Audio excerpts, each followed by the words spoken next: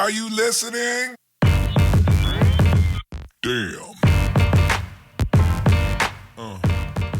On this episode of the Endurance Hour podcast, pre-race muscle activation, training plans for first-time triathletes, the pros and cons of running hilly roads for a flat race course.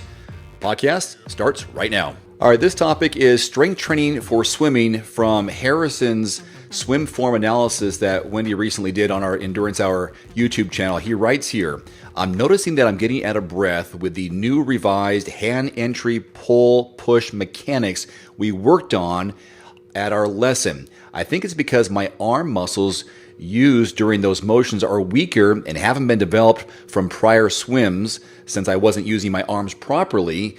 And in that motion, I can feel my arms, mostly triceps, getting tired on my 100s especially. I really need to get going on weightlifting routine for total body strength. So strength training for swimming. What are your thoughts on what Harrison has to say?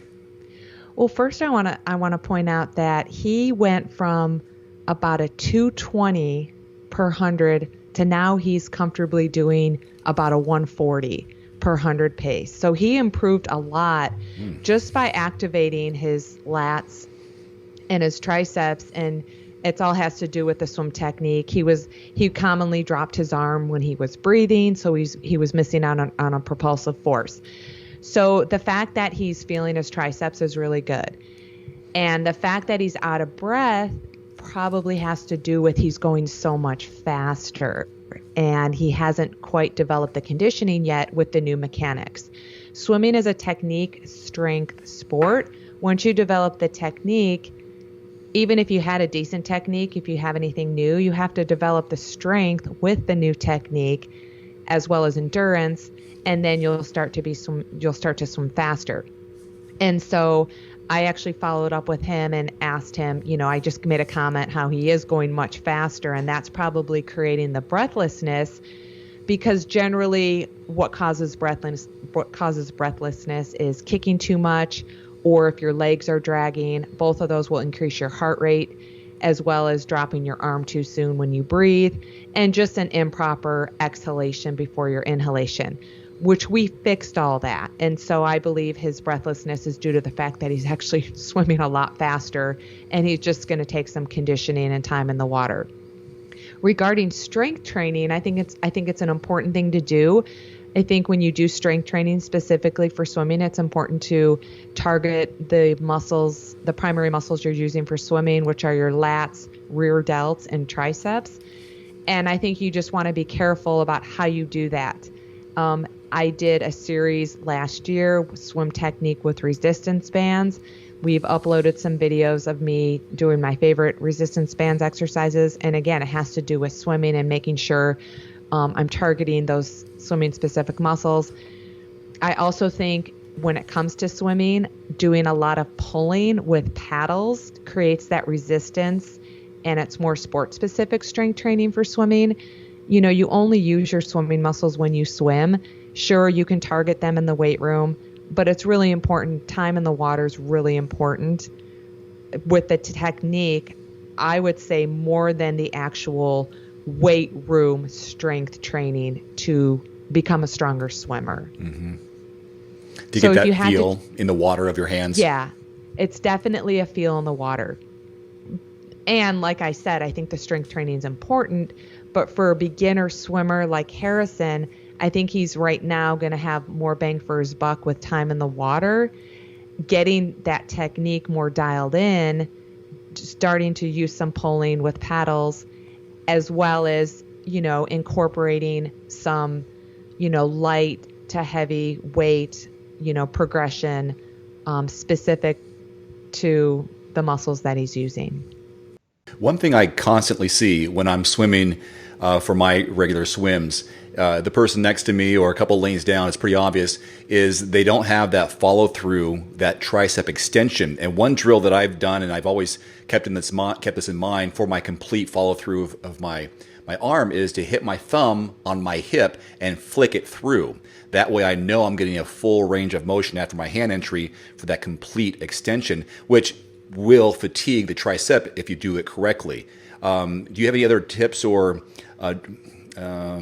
drills to work on maybe exaggerating that flick through, if you know what I'm talking about? Yeah, definitely. And I think the follow through and the behind, whether you're hitting your thigh or your hip, I also talk about in swim technique extending your arm from behind versus trying to extend by reaching in front. You want to extend from behind to maximize that pull. And doing a proper catch-up drill.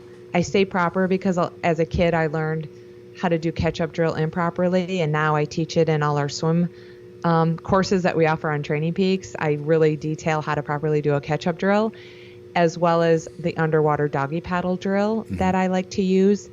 That drill specifically works on that follow-through and extending from behind. Now, what about the fatigue of the tricep? Should people be fatiguing their tricep if they are doing that little technique that I talk about with the thumb is hitting my hip? I make sure that I'm making some force when I follow through because I want to make sure that I'm doing the proper technique and the range of motion. So I exaggerate that to remind myself, okay, got my hand entry, now making sure that I have all the way through, I'm going to hit my hip with my thumb. That way I have that little flick. Can that be done too much to create a fatigue in the triceps? I think it can't be too much. I mean, like when I'm swimming and I'm specifically when I'm racing, I can tell when I'm getting tired. I make sure I'm touching my thigh. That's the one thing I think about in open water swim triathlon as I'm racing is making sure I'm always following through on that part of my stroke. With conditioning, the fatigue will become less and less. Yeah. And you'll just continue to get stronger. And I don't notice my tricep fatigue. I notice more of the rear delt lat fatigue. If I'm just doing, I've done a couple 10K open water swims, just swimming only events, where I get out of the water and my lats are feeling pretty fried, which is a good thing because I'm a big lat. I pull with my lats. I can't do a pull up, but I definitely pull. My lats are strong for swimming. Is that the biggest? That's the biggest muscle group involved in swimming, isn't it? Yeah. Yeah. What are your thoughts on lifting in the weight room before or after a swim for that muscle memory, or that, I don't know, if you're going to be fatiguing the muscle even more, would you do it before or after or none of the above? It depends. It depends on the person. For someone who's not feeling their lats while they swim, I encourage them to, go to the weight room, do some lat pull downs, do some pull ups, do a lat activation movement in the weight room so they fatigue their lats. So when they get in the water, their lats are so fatigued that they'll feel it when they swim. Now, on the other hand, someone who doesn't have an issue with engaging their lats in the swim, usually in the beginning of someone's season, I'd rather have them lift and then swim, and they're going to feel a lot more fatigued when they swim. And then as they're getting ready to prepare for a race, I encourage them to swim first and lift second, since swimming becomes more of the priority sport. A somewhat newbie triathlete, although he did his first triathlon as a 70.3, he would complain to me or tell me that when he's swimming, that his shoulder gets fatigued too soon. And my initial reaction was, well, then you're doing it wrong, because I don't think your shoulder should get sore. If anything, It would be your lats or your tricep. But I never saw his swim form in person because he's in a different state. But I'm guessing that he was just, clawing his way through or really muscling his way through it to have shoulder soreness. What could cause shoulder soreness? The technique definitely causes shoulder soreness. I mean, the primary, when I used to coach on deck in Colorado, that was a primary part of my job as adult swim lessons on deck. And if people would come to me with fatigued shoulders or shoulder pain or any type of impingement, I knew exactly what was wrong with their stroke. And it had to do with them reaching too much, flattening out their hand, and dropping their elbow. And that's going to put a lot of strain on the shoulder. If you drop your elbow, you're not going to engage your lats, and you're going to put all the stress on your shoulder, and you start to pull using your shoulders. So yeah, in general, your shoulders are going to be a little bit fatigued. You're going to know that they got used and they got worked, but they shouldn't be fatigued to the point where you're like, wow, I'm really feeling my shoulders and nothing else. If you are feeling your shoulders and nothing else, then it's definitely a technique related issue. Now here's on the tail end of that is for me, my chest will get tight or full. After I get out of the water, it's like, oh my gosh, I feel like I just got a huge pump in my chest. And there's an idea that to counter all of this repetitive motion as a freestyler, that you should probably do some backstroke of some kind to change up the shoulders or stretch out your upper body a little bit better. Is there something to be said for breaking that up, or can you just be strictly a freestyler and be okay with the possibility of an imbalance in muscle? When you swim, the chest is getting worked, the anterior delts are getting worked, and you tend to have like a swimmer, I don't know if they call it swimmer hunch, where swimmers can tend to be very hunched over because of the lack of mobility, flexibility in the pec muscle group as well as anterior delts. So doing that backstrokes is definitely going to help you reach and stretch this out. And I read that somewhere over the years, and I'm one to always incorporate backstroke into my sets as like a recovery part between freestyle hard sets or just as a warm up and a cool down. So definitely that backstroke is going to help stretch out that chest shoulder area and increase your mobility. Is that something you maybe just a couple hundred in between or at the end? When would you incorporate a little bit of that?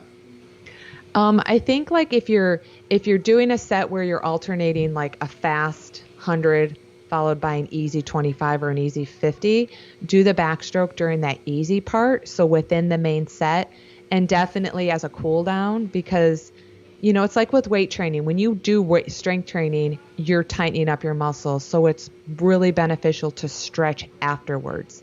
So just like in swimming, it's really beneficial to stretch out the shoulders with backstroke after the main part of your workout, or within, depending on what type of main set you're doing.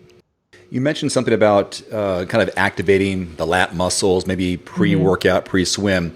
I experimented with this a little bit this year with activating my hip flexors and my legs and my IT band and those kind of things, and stretching those out before one of my races. And it was before I actually swam and did the bike and run, but it was because I wanted to make sure that I wasn't going to be too tight in my hamstrings, or that based on the race at the time, that I wouldn't be super tight. I want to be as loose as possible, but I also want, by doing some pre-activation with some bands. So I actually made a video recently and put it on our YouTube channel where I showed in just a matter of, it was 2 minutes, but it was a series of 10 legs being extended out to one side, inside, and then like knee ups, like a sprinter would do or something like that, one leg at a time. And I would do that circuit of twice. So 40 on each leg, 40 or 50, and do that twice. And then I've pre-activated things, so hopefully a little bit looser before I go out for a run. I did it before a run, but I also did it before a triathlon, and I actually felt better. I don't know if it was other combinations, but I did it on purpose twice this year because I only did 2 tries this year. And I felt like, that little change in pre-race routine, maybe it was a confidence thing, or maybe it actually did help my lower body and the flexibility, or pre-fatiguing things so they wouldn't be too tight.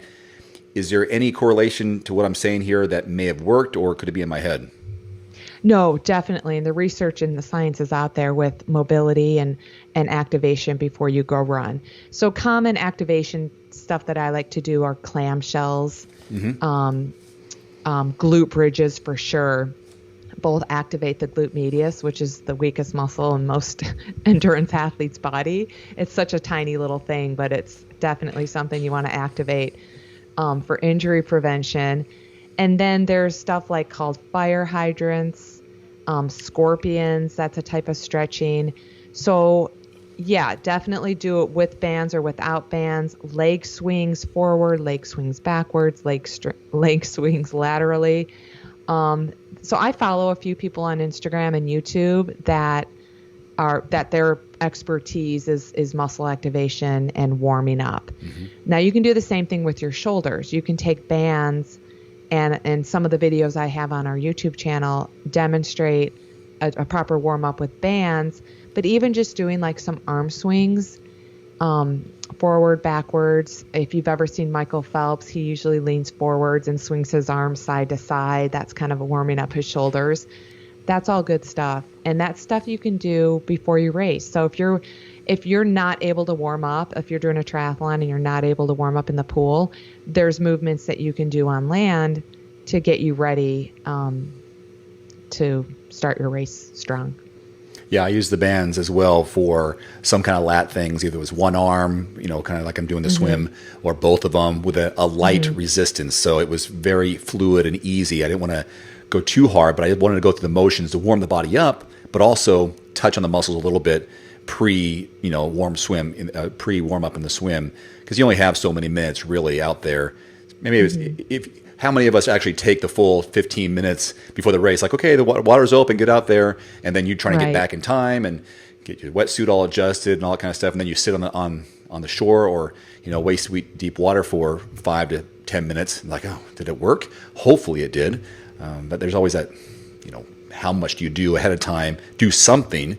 Unfortunately, in some of the bigger, longer distances, you can't get out in the water in time because of the conditions or whatever's available to you. So something on land, like with your bands that you've done before, I think pre-race. Yeah, and last year I created a whole video of just a dry land type of warm up. Yeah. And I kind of just did what I like to do, my little dry land routine that I like to do. So it's kind of fun. It's different. It's useful. It benefits me because it not only warms up my muscles, but it gets my heart beat up and the blood flowing and all that stuff, benefits of a warm up. We have a question from Sean regarding training peaks. He goes, hello, Wendy. I trust you are well. I know Wendy is well. I've registered for the Chattanooga 70.3 in May of 2022 with a friend of mine. It'll be my first triathlon ever, and I have very limited athletics in my background. I am very seriously considering the full distance in Chattanooga in September, May, June, so a little bit later that year. I'm curious, which Training Peaks training plan would you recommend for me? Sean was thinking about doing the beginner 70.3 plan starting at the end of January, or should he do the couch to 70.3 training plan as well, or start that one earlier? Wendy? So again, all these questions about which plan to follow, it really just depends on the athlete's experience, current fitness level, and what the goals are. So I followed up with Sean a little bit. I got a little more information about what he's currently doing. And, with knowing now, end of October, that he's training for 70.3 in May with a potential of doing an Ironman in September, gives him plenty of time to actually just train and follow a 70.3 plan, end it in May, and then follow just an Ironman plan starting, let's say, mid-June, early July for the September race. So he can actually follow 2 full, training plans.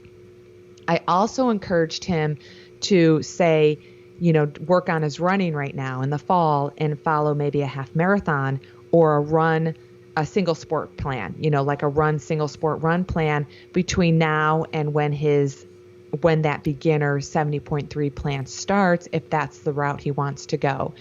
And then I also, the benefit of doing the Couch 2 plan is it's a longer plan. The beginner plan is 16 weeks. The Couch 2 70.3 is 24 weeks.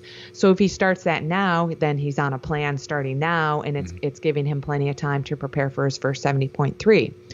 Upon further follow-up and getting to know a little bit more about his current training, I thought the Couch 2 plan was a little bit too basic for him to start now, because I don't want him to go backwards, because even though he doesn't have a lot of athletic background, he's been running for a while, and he's up to 8-mile run, and he's up to a certain distance of swimming and biking. And so I thought maybe that's why I encouraged him to maybe train for a half marathon now before he starts a 16-week 70.3 plan. And I also encouraged him to start swimming, because swimming seemed to be his weaker sport. So that's another route that he might want to do, is a single sport swimming plan. And if he does send me a swim video for analysis, I'll be able to guide him further on what I recommend for his swimming. So there's so many options out there. Just getting a little bit of background about a person can go a long way in making the right recommendation. I was thinking about running recently because I know we have individual running plans, and I've got a long time with 13, well, just over 12 months, I guess. Yeah, 13 months until Arizona Ironman next year. And you've talked to me about possibly doing maybe a half. I can easily do a half marathon, but maybe a marathon before then, and then of course I'll do a half Ironman before then too, as a kind of a see where I stand in the year. And I like what Sean has here with May and September, because that's a decent amount of time in between where, like you said, he can do 2 full plans back to back, and the fitness will build from the first one into the next one, and will make sense. With running, and maybe this is more toward me, but I hope the listeners can get something out of themselves. A friend of mine lives in Arizona, and we talk back and forth on text. And me being here in the Pacific Northwest, we have more hills versus Arizona when it comes to running and terrain. And I kind of gave him a little jab that, your total elevation gain for your whatever mile run was 6 feet. I'll raise you 500 feet because my run, there's a lot of ups and downs. And he goes, I can't find more than 89 feet of elevation where I live, even on a bike ride. And it's like frustrating. The pros and cons of running hills for a flat course in the future. I don't think there's ever a con of running hills. Okay. The benefits of hill running include strength, endurance, and it's almost speed work in disguise. And I say that because, when you're doing speed work, you're really working on glute activation, the posterior chain activation, and you're doing, intervals, threshold work, like let's just say at the track. When most people think of speed work, I think of speed work at the track, where you're getting your heart rate up and you're activating that posterior chain. You can get that same type of adaptation of high heart rate and posterior chain activation running hard up a hill. Sure, your speed is not the same as it would be on a flat course, but that speed from the hill training will translate and transfer whatever you want to say into flat land. And so I think before anyone does any type of speed workout, whether they do speed workouts on flats or hills, there's a certain form of hill running that's beneficial. So you just start with running hills without any focus of trying to put any type of effort or intensity. You just start by running hills. That's going to help strengthen your legs. That's going to help stronger legs will help your stride and your endurance. And then after you get some types of just general hill running, you're going out for a 45-minute hill run, you're going out for a 90-minute hill run, whatever you're going to do, you keep it in a low to moderate effort. You don't worry about heart rate because your heart rate's going to get high on the uphills. It's going to get low on the downhills. So heart rate is not your best gauge of how you're doing, but rate of perceived effort is. And then over time, you can say, okay, now I'm ready to incorporate some hill sprints or some hill intervals, like 2-minute intervals, 5-minute intervals, 20-minute intervals. And that'll change how hard you run them, what your rate of perceived effort is, depending on the length and the purpose and intention of the workout. Mm-hmm.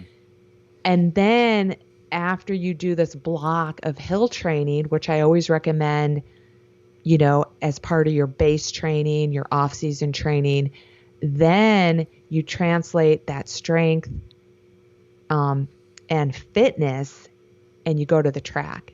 And then all of a sudden you're kind of whipping out some speed that you never knew you had because you've developed so much resilience in your legs and your heart and lungs from the hill training that it just makes that speed work feel easier. Does that make sense? Yes, it does. And I got 2 things. One's a devil's advocate, and one is just a question here. The striding. Your strides are shorter going uphill, and I thought you maybe you said or didn't say that it helps your stride when you're running uphill. But your stride is shorter. Your legs are getting stronger. Yes. And stronger legs increase your stride. Yes. Okay. On flat. So when you're trying to learn how to run more efficiently, you want to make sure you have the proper rate. You want to work on your rate. And then to go faster, you maintain that rate and increase your stride. Yes. You don't want to increase your stride to try to go faster and in effect lose that stride rate. You're talking about cadence of how many times your foot hits the ground. Right. And the way you increase your stride is by running more and leg strength. When your legs are stronger, your stride will not automatically, but it's easier to increase your stride without losing that rate because you have stronger legs, which is what hill running does. Okay, here's the other one. The question is trying to maintain the same pace when you're going uphill. Let's say you're going out for a run, like I'm going out for a run, and I'm running right around, let's say I'm at 9 right now. Just for the first couple miles, I'm doing 9s. And then I come to my first hill. Would you want to try to maintain the 9 or let the hill just do what it does and you just kind of go through it and then watch your heart rate? You okay, it all comes back to what's the workout intention, what's your goal, what's your purpose, what's your why. When you're just starting to do hills, you want to keep the effort the same. So let's say your effort on approaching the hill at a 9-minute mile, your effort is a 5.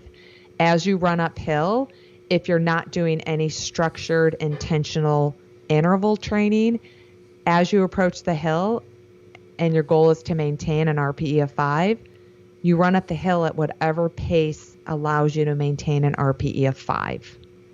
So that you could use heart rate as the indicator there.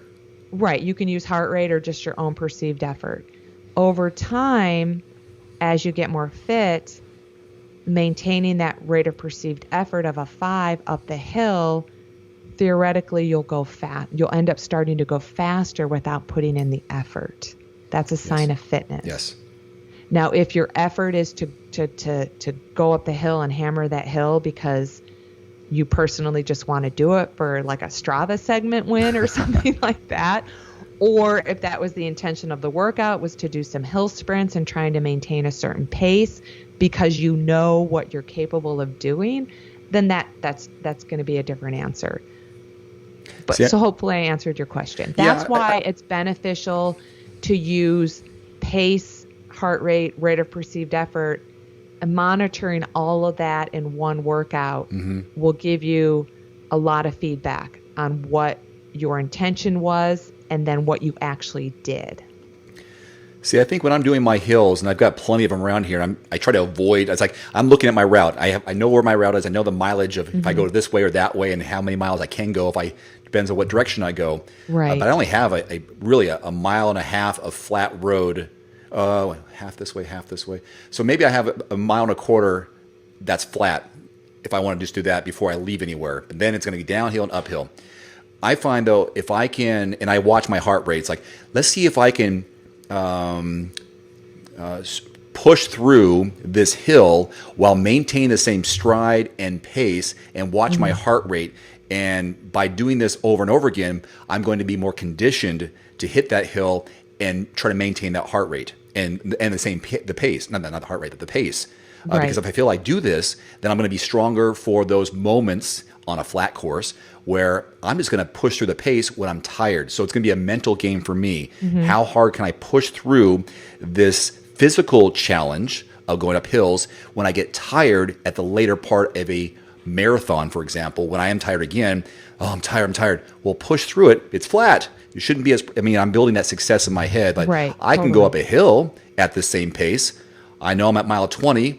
I'll just imagine, even though it's flat, I'm pushing through the hill and I'm stronger and I've got that experience in the bank. Oh, yeah. And again, I think any hill training, you make a good point, it's all about getting that mental confidence. It's mental as well as physical. So as long as you know what your intention is and what you're trying to accomplish by what you're doing on the hills, that's the most critical component. Is every athlete has a different training plan, different training details. As long as they understand the intention of what they're doing, and if they go above and beyond, like let's say your goal for the next 12 weeks is to maintain a heart rate up this hill of 150 beats.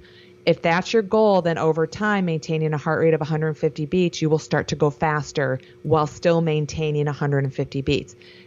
Go for it. If your goal is to maintain the same effort today, tomorrow, then maintain that same effort and don't worry, and monitor your heart rate. If your goal is to run these hills by effort, monitoring your heart rate, it'll give you good feedback. So there's a lot involved, but it always goes back to what's the purpose, what's the intention. I think that's so important. And I think athletes, especially athletes who are self-coached, lose focus on the intention and what they're trying to achieve, because then they get caught up. Ooh, I'm going faster. I'm gonna hammer up the hill, and then they could get injured. Or is the intention? I know a lot of people on Strava now. Is the intention to work as hard as you can so you have more kudos on Strava? That's fine. That's great. Whatever works for you. Just as long as you're honest and open with what you're trying to do.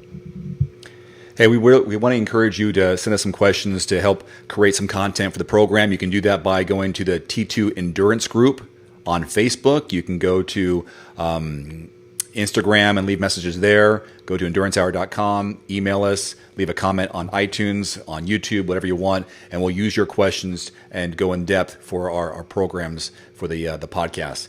So that, for today, we'll wrap up our episode. So thank you very much for listening, for watching. Until next time, for Wendy Mader, I'm Dave Erickson. Have a great week of training, racing, or recovery. Adios. Adios.